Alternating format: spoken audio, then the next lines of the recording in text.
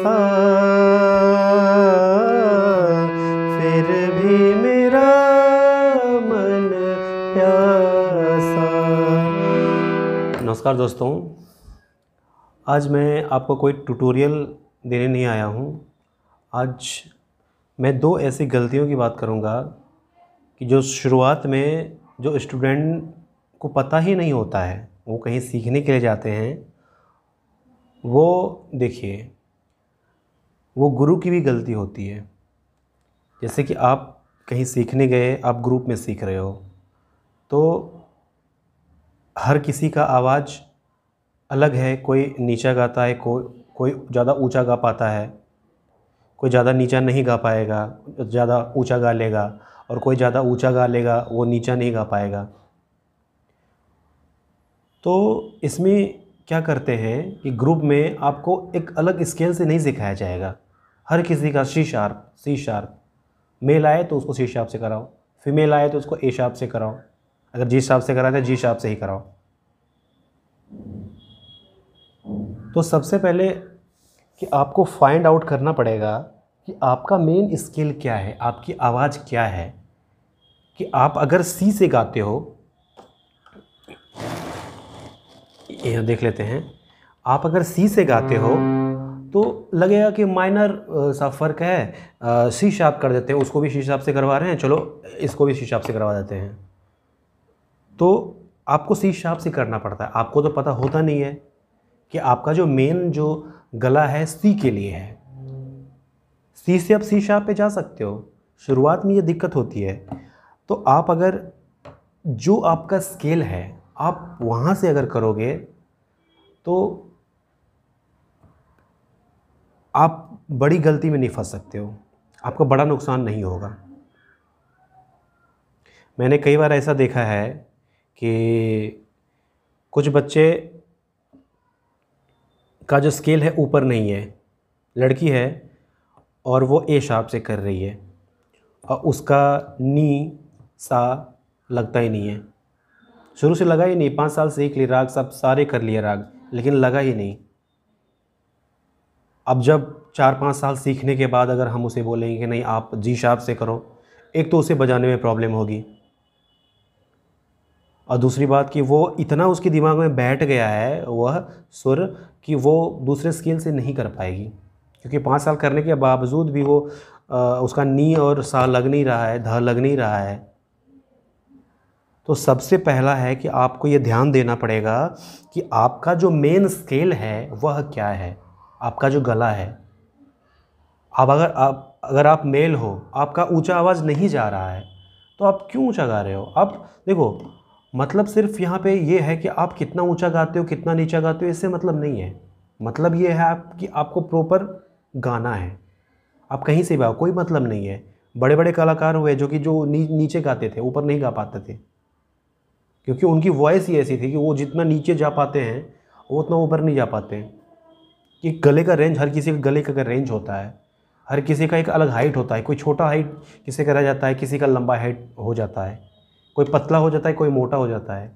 हर किसी की आवाज़ अलग अलग है, तो आवाज़ की ऊंचाई भी अलग अलग है। तो सबसे पहला बात कि आपको ये ध्यान देना पड़ेगा। देखिए, ग्रुप में आप सीखते हैं तो आपको तो वहीं से ही करवाया जाएगा। सी शार्प, अगर मेल हैं तो सी शार्प से करवाया जाएगा, हर कहीं भी आप जाएंगे सी शार्प से करवाया जाएगा। लेकिन यह बात नहीं है कि आप सी शार्प से नहीं गा पाएंगे, आप गा पाएंगे। लेकिन शुरुआत में जो आपका जो भी गला है, जिस सुर पे आपका सा लगता है, तो आपको वह सुर को फाइंड आउट करना पड़ेगा, उस पर रियाज़ करना पड़ेगा। आप ऊपर सा गा रहे हो, सी शार्प से कर रहे हो, और ऊपर का तार सब तक आपका लग नहीं रहा है, गला फट रहा है, गले में तकलीफ़ हो रही है, तो ऐसा कोई ज़रूरी नहीं है कि आप सी शार्प से गाओ। आप सी से गाओ, सी से नहीं गा पा रहे हो आप बी से गा लो। मेन है कि आपके दिमाग में सुर होना चाहिए कि सा कहाँ है, रे कहाँ है, गा कहाँ है। देखो, अगर हम बी से करते हैं, सा रे सा गा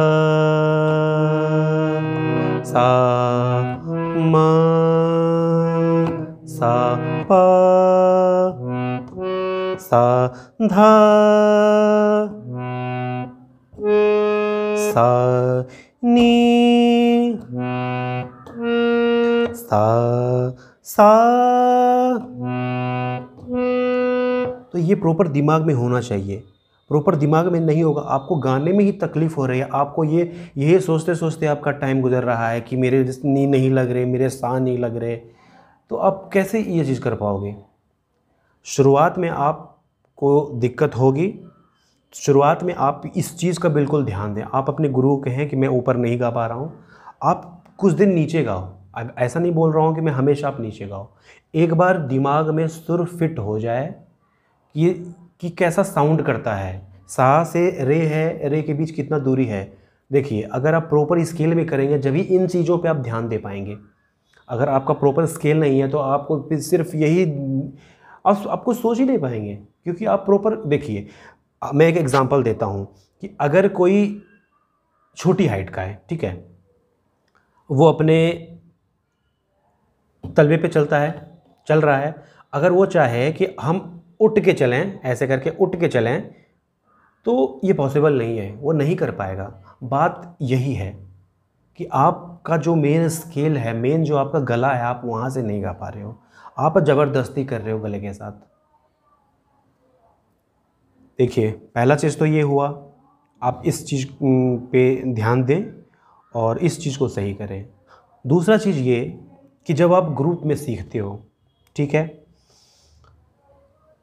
सी शार्प से कर रहे हैं, कोई लगा रहा है सा लगा रहा है, अरे मैं तो रे लगा दिया, मैं तो गा लगा दिया, मैं तो मा लगा दिया, पा लगा दिया, धा लगा दिया,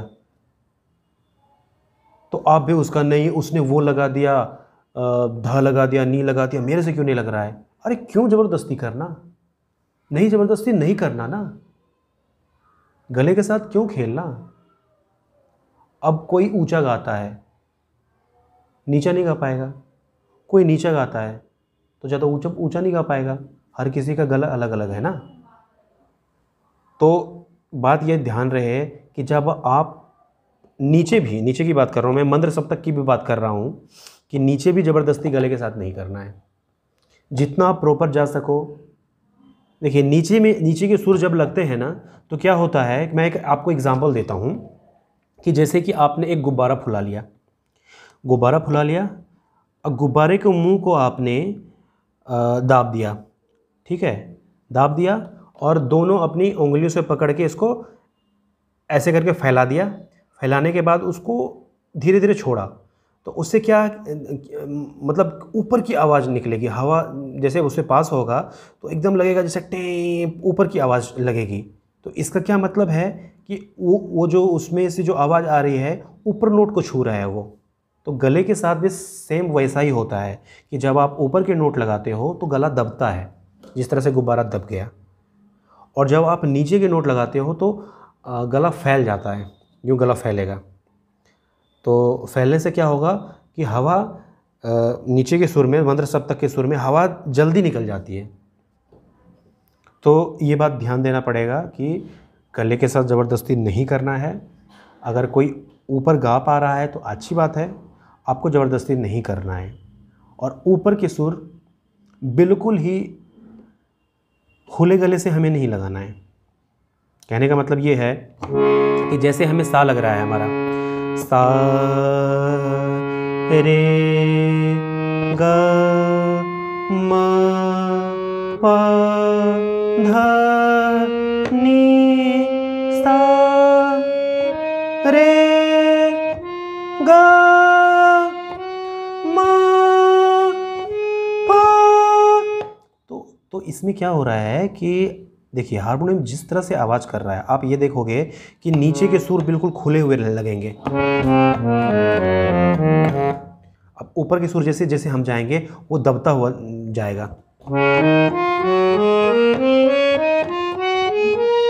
अब ये ध्यान दो कि ऊपर के सुर जो जा रहे हैं वो बिल्कुल दबे दबे हुए से जा रहे हैं। तो उसी तरह से हमें गले से भी जब हम गाएंगे तो उस तरह से करना पड़ेगा, क्योंकि हमें पता है कि जब आप ऊपर के सुर लगाते हो तो वो हेड से लगते हैं, हेड से। अगर आप ध्यान देना इस बात को कि जब आप ऊपर के सुर सा रे गा तक लगाते हो तो ऊपर आप अपने सिर के ऊपर रखना हाथ, तो देखना जैसे वाइब्रेशन होगा।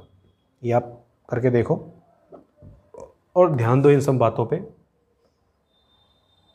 धन्यवाद।